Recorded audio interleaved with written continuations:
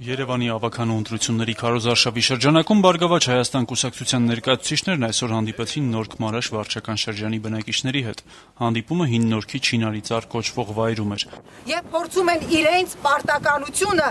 այն աշխատանքը, որը իրենք պիտի անեին որպես իշխանություն այս տարիների ընթացքում, որպես լավություն, որպես ողորմություն ընտրական շրջանում, ընտրական փուլում վաճառել ձեզ։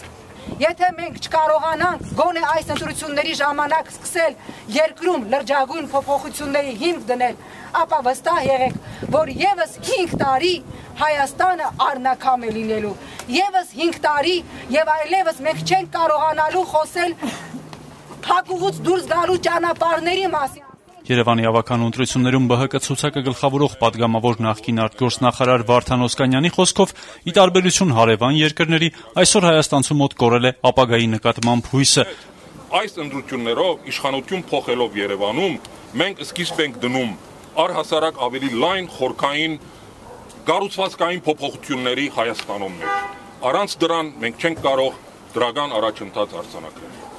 ԲՀԿ-ի հանդիպմանը ներկա նորքեցիներից հետաքրքրվեցինք, ծանոթ են արդյոք Երևանի ավագանու ընտրություններին հայտ ներկայացրած քաղաքական ուժերի ծրագրերին։